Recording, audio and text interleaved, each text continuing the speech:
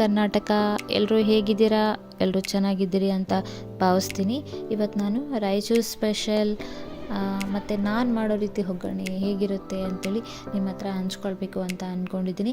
ಹಾಗಾಗಿ ನಾನು ಇವತ್ತು ಮಂಡಾಳು ಒಗ್ಗರಣೆ ಹೇಗೆ ಮಾಡೋದು ಅಂತ ಹೇಳಿ ನೋಡೋಣ ಅಂತ. ಒಗ್ಗರಣೆ ನಿಮಗೆ ಬರುತ್ತೆ ಅಂತ ಗೊತ್ತು, ಆದರೂ ನಾನು ತೋರಿಸ್ತೀನಿ. ಮೊದಲಿಗೆ 2 ಸೇರಷ್ಟು ಮಂಡಾಳು ತೊಗೊಂಡಿದ್ದೀನಿ. ಅದನ್ನು ಮೊದಲಿಗೆ ನೆನೆಸ್ಕೋಬೇಕು. ಅದೆಲ್ಲ ಚೆನ್ನಾಗಿ ನೆನೆಯಲಿ. ಇದು ನೆನೆಯೋಷ್ಟರಲ್ಲಿ ಒಗ್ಗರಣೆ ಗೊಜ್ಜು ರೆಡಿ ಮಾಡಲಿಕ್ಕೆ ಏನೇನು ಬೇಕಾಗುತ್ತೆ ಅಂಥೇಳಿ ನೋಡ್ಕೊಂಬರೋಣ ಅಂತ. ಗೊಜ್ಜಿಗೆ ಈರುಳ್ಳಿ ಬೇಕಾಗುತ್ತೆ, ಟೊಮೊಟೊ ಹಣ್ಣು ಮತ್ತು ಹಸಿಮೆಣಸಿನ್ಕಾಯಿ, ಆಮೇಲೆ ಹುಣಸೆ ರಸ, ಒಂದು 5-6 ಬೆಳ್ಳುಳ್ಳಿ, ಕರಿಬೇವು. ನೋಡಿ, ಈರುಳ್ಳಿನ ನಾನು ಜಾಸ್ತಿ ತೊಗೊಂಡಿದ್ದೀನಿ. ಸ್ವಲ್ಪ ಜಾಸ್ತಿ ಹಾಕೋದ್ರಿಂದ ಸ್ವಲ್ಪ ಟೇಸ್ಟ್ ಚೆನ್ನಾಗಿರುತ್ತೆ ಅಂಥೇಳಿ. ಹಾಗೆ ಒಗ್ಗರಣೆಗೆ ಹಾಲು ಕೂಡ ಬೇಕಾಗುತ್ತೆ. ಹಾಗೆ ಪುಟಾಣಿ ಹಿಟ್ಟು.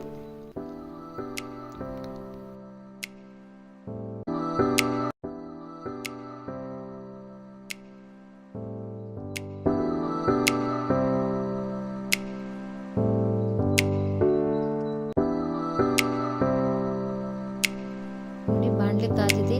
ಈಗ ಇದಕ್ಕೆ ನಾನು ಎಣ್ಣೆ ಹಾಕ್ತಾ ಇದ್ದೀನಿ.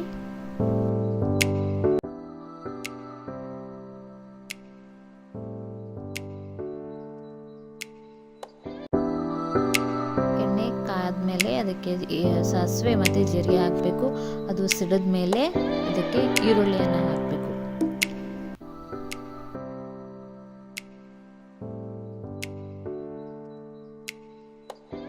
ಕರಿಬೇವು ಚೆನ್ನಾಗಿ ಕಲಸಿ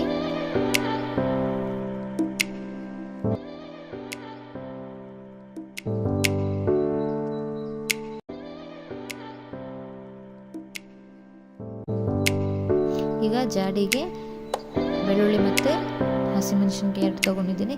ಇದನ್ನು ಮಿಕ್ಸಿ ಮಾಡ್ಕೊಳ್ಳೋಣ. ಬೆಂದಿದೆ. ಇವಾಗ ಟೊಮೊಟೊ ಹಣ್ಣು ಹಾಕೋಣ, ಹಸಿಮೆಣಸಿನ್ಕಾಯಿ,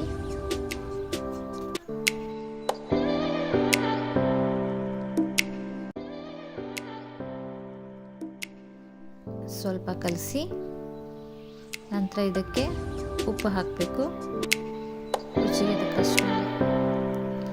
ಆನಂತರ ಅರಿಶಿನ,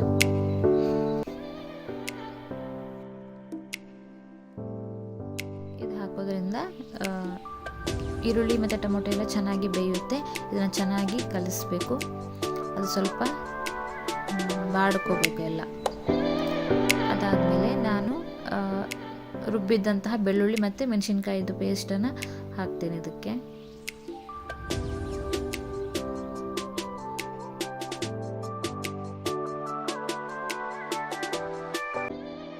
ಚೆನ್ನಾಗಿ ಕಲಿಸ್ಕೋಬೇಕು.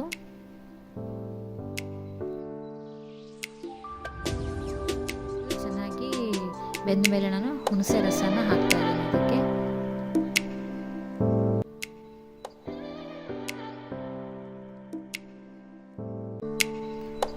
ಹುಣಸೆ ರಸ ಹಾಕಿದ್ಮೇಲೆ ಚೆನ್ನಾಗಿ ತಿರುಗಿಸ್ಬೇಕು.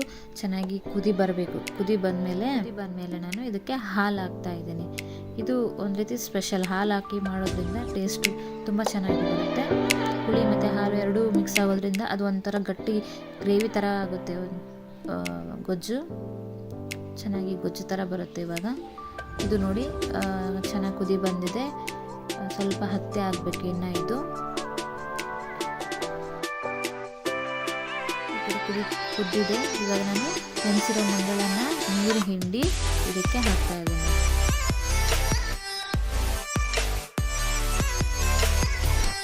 ಇವಾಗ ಮಂಡಳನ ಹಾಕ್ತಾ ಇದ್ದೀನಿ. ಮಂಡಳ ಗೊಜ್ಜು ಜೊತೆಗೆ ಚೆನ್ನಾಗಿ ಮಿಕ್ಸ್ ಆಗಬೇಕು. ಇದಕ್ಕೇನೆ ನಾನು ಸ್ವಲ್ಪ ಪುಟಾಣಿ ಹಿಟ್ಟನ್ನು ಹಾಕೊಂಡ್ಬಿಡ್ತೀನಿ. ಈಗಲೇ ಹಾಕೋದ್ರಿಂದ ಚೆನ್ನಾಗಿ ಮಿಕ್ಸ್ ಆಗಿಬಿಡುತ್ತೆ. ಚೆನ್ನಾಗಿ ಕಲಿಸ್ಕೋಬೇಕು ಎಲ್ಲ.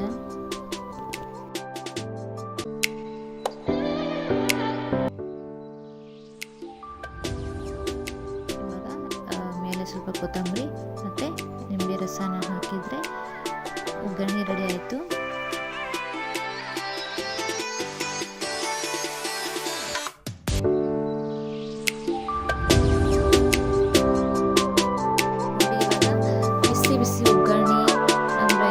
ಸ್ಪೆಷಲ್ ರೆಡಿ ಆಯಿತು.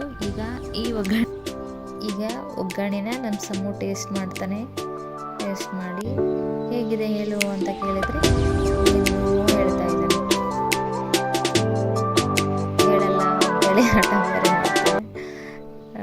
ಚೆನ್ನಾಗಿತ್ತು, ಎಲ್ಲರೂ ತಿಂದ್ವಿ, ಅವನು ತಿಂದ, ಚೆನ್ನಾಗಿತ್ತು ಅಂತ ಹೇಳ್ದ. ಆಮೇಲೆ